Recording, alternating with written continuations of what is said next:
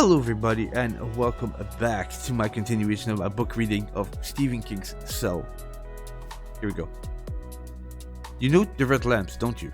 Dad asked in his carving, I will be heard all the way to the back of the lecture hall voice. I count at least 60. Shh, hush up, Tom hissed. He did everything but clap a hand over the old man's mouth. The head looked at him calmly. Have you forgotten what I said last night about musical chairs, Tom? Tom, Clay, and Arday were standing just beyond the turnstiles with the tawny field archway at their back. Alice had stayed at Cheatham Lodge with Jordan, by mutual agreement. The music currently drifting up from the prep school soccer field was a jazz instrumental version of The Girl from Ipanema. Clay thought it was probably cutting-edge stuff if you were a phone crazy. No, Tom said, as long as the music doesn't stop, we have nothing to worry about. I just don't want to be the guy who gets his throat torn out by an insomniac exception to the rule. You won't. How can you be so positive, sir? Tom asked. Because to make a small literary pun, we cannot call it sleep. Come. He started down the concrete ramp the players once took to reach the field, saw that Tom and Clay were hanging back, and looked at them patiently. Little knowledge is gained without risk, he said. At this point, I would say knowledge is critical, wouldn't you? Come. He followed his rapping cane down the ramp towards the field. Clay a little ahead of Tom. Yes, he could see the red power lamps of the boomboxes circling the field. 60 or 70 looked about right. Good-sized sound systems spotted at 10 or 15-foot intervals, each one surrounded by bodies. By starlight, those bodies were an eye-boggling sight. They weren't stacked. Each had his and or her own space. But not much as an inch had been wasted. Even the arms had been interwoven. So the impression was one of paper dolls carpeting the field, rank on rank. While that music, like something you've heard in the supermarket, Clay thought, rose in the dark. Something else rose as well. The sallow smell of dirt and rotten vegetables, with this thicker odor of human waste and putrefaction lingering just beneath. Dad skirted the goal, which had been pushed aside, overturned, its netting shredded. Here, where the lake of bodies started, lay a young man of about 30 with jagged bite marks running up one arm to the sleeve of his NASCAR t-shirt.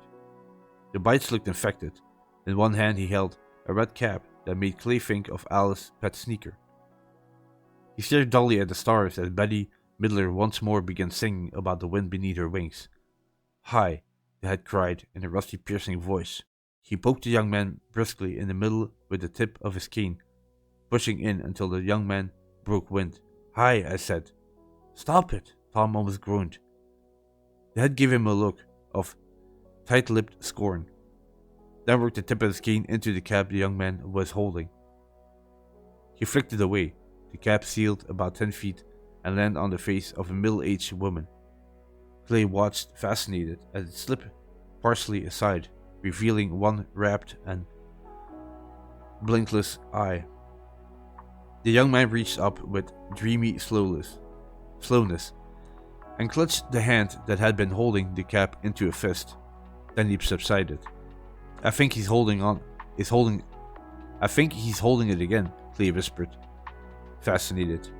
Perhaps, the head replied, without much interest. He poked the tip of his cane against one of the young man's infected bites. It should have hurt like hell, but the young man didn't react, only went on staring up at the sky as Betty Midler gave way to Dean Martin. I could put my cane right through his throat, and he wouldn't try to stop me. Nor would those around him spring to his defense, although in the daytime, I have no doubt they'd tear me limb from limb. Tom was squatting by one of his ghetto blasters. There are batteries in this, he said. I can tell by the weight. Yes, and all of them. They do seem to need batteries. The head considered. They added something Clay could have done without, at least so far. We could raid right in, couldn't we? Clay said. We could wipe them out. We could wipe them out of the way. Hunters experimented passengers pigeons back in the 1880s. The head nodded, blasting the little brains out as they sat on the ground, didn't they? Not a bad analogy. But I make slow work of it with my cane. You make slow work of even with your automatic weapon, I'm afraid. I don't have enough bullets in any case. They must be. Clay ran his eye over the packed bodies again. Looking at them made his head hurt. There must be 600 or 700. And that's not even counting the ones under the bleachers. Sir, Mr. Ade, it was Tom.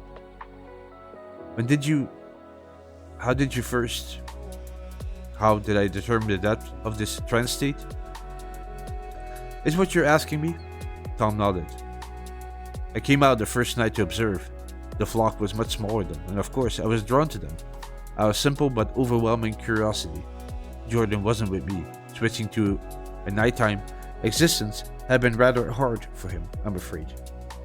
You risked your life, you know, Clay said. I had a little choice, the head replied. It was like being hypnotized. I quickly grasped the fact that they were unconscious, even though their eyes were open, and a few simple experiments with the tip of my cane confirmed the depth of the state.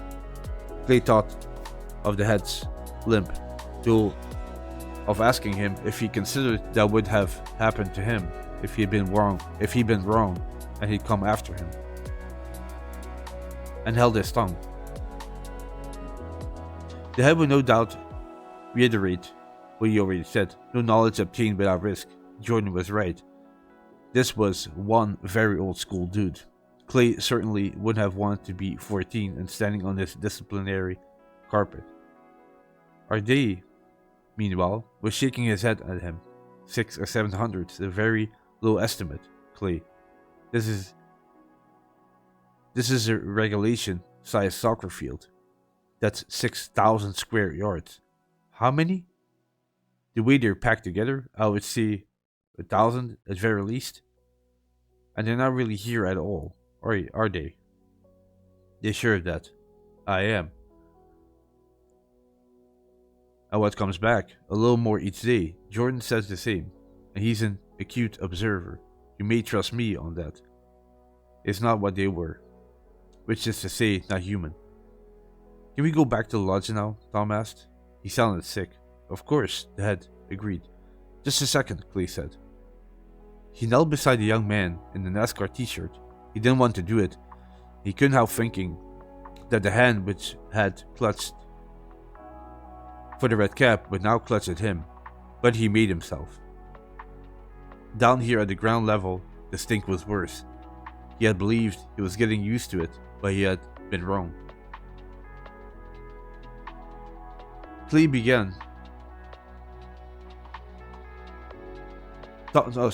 began. Clay, what are you? Quiet. Clay leaned towards the young man's mouth. It was partially open. He hesitated, then made himself lean closer until he could see the dim shine of spit on the man's lower lip. At first he thought it might only be imagination, but another 2 inches. He was now almost close enough to kiss the non-sleeping thing, with Ricky graven on its chest. Took care of that. It's just little Jordan had said, not hardly a whisper, but you could hear it. Clay heard it, the vocal by some trick. Just a syllable or two ahead of one coming from the linked boombox. Dean Martin singing Everybody Loves Somebody Sometime. He stood up nearly screaming at the pistol shot sound of his own knees cracking. Tom held up the lantern, looking at him, stare-eyed. What? What? You're not going to say that kid was... Clay nodded. Come on, let's go back. Halfway up the ramp, he grabbed the head roughly by the shoulder. Arday turned to face him, seemingly not disturbed, to be handled, so... You're right, sir. We have to get rid of them. As many as we can, and as fast as we can. This may be the only chance we get. Or do you think I'm wrong? No, the head replied. Unfortunately, I don't. As I said, this is war. Or so I believe. And what one does in war is kill one's enemies. Why don't we go back and talk it over? We could have hot chocolate. I like a tiny splash of bourbon in mine, barbarian that I am. At the top of the ramp, Clay spared one final look back. Tony Field was dark, but under strong northern starlight, not too dark to make out the carpet of bodies spread from the end to end and side to side. He thought you might not know what you were looking at if you just happened to stumble on it, but once you did, his eyes played him a funny trick, and for a moment he almost thought he could see them breathing, all 800 or 1,000 of them, as one organism. That frightened him badly, and he turned to catch up to Tom and Headmaster Arday, almost running. They had made hot chocolate in the kitchen, and they drank it in a formal parlor by the light of 2 gas lanterns. Clay thought the old man would suggest that they go out to Academy Avenue later on, trolling for more volunteers in Arday's army, but he seemed satisfied by what he had. The gasoline pump at the motor pool, Dad told him, drew from a 400-gallon overhead tank. All they had to do was pull a plug, and there were 30-gallon sprayers in the greenhouse, at least a dozen. They could load up a pickup truck with them, perhaps, and back it down on one of the ramps. Wait, Clay said. Before we start talking strategy, if you have a theory about all this, sir, I'd like to hear it. Nothing so formal, the old man said. But Jordan and I have observation, we have intuition, and we have a fair amount of experience between the two of us. I'm a computer geek, Jordan said over his mug of hot chocolate. Clay found the child's glum insurance oddly charming. A total McNerd, been on him my whole life, just about. Those things rebooting, alright. They might as well have software installation. Please stand by, blinking on their foreheads. I don't understand you, Tom said. I do, Alice said. Jordan, you think you're the pulse. Really was a pulse, don't you? Everyone who heard it, they got their hard drives wiped. Well, yeah, Jordan said. He was too polite to say, well, duh. Tom looked at Alice, perplexed. Only Clay knew Tom wasn't dumb, and he didn't believe Tom was that slow. You had a computer, Alice said. I saw it in your little office, yes. And you installed software, right? Sure, but Tom stopped, looking at Alice fixedly. She looked back. Their brains? You mean their brains? What do you think a brain is? Jordan said. A big old hard drive, organic circuitry. No one knows how many bytes. Say giga to the power of the Googleplex. An infinity of bytes. He puts his hands to his ears, which were small and neatly made, right in between here. I don't believe it, Tom said, but he spoke in a small voice and there was a sick look on his face. Clay thought he did believe it, thinking back to the madness that had convulsed Boston. Clay had to admit that the idea was persuasive. It was also terrible. Millions, perhaps even billions of brains all wiped clean at the same time. The way you could wipe an old-fashioned computer disk with a powerful magnet. He found himself remembering Pixie Dark, the friend of the girl with the peppermint-colored cell phone. Who are you? What happened? Pixie Dark had cried. Who are you? Who am I? And then she had smacked herself repeatedly in the forehead with the heel of her hand and had gone running, full tilt, into a lamppost. Not once, but twice, smashing her expensive orthodontic work to jagged pieces. Who are you? Who am I? I hadn't been her cell phone. I had only been listening in. It hadn't been her cell phone. She had only been listening in and hadn't got a full dose. Clay, who thought in images rather than words a good deal of the time, now had A vivid mental picture of a computer screen filling up with those words. Who are you? Who am I? And finally, at the bottom, a bleak and inarguably as pixie dark as fate, system failure. And with this, I'm going to stop it here for this book reading. Thank you very much for listening. Hope you enjoyed it, and I'll catch you in the next one. Bye bye.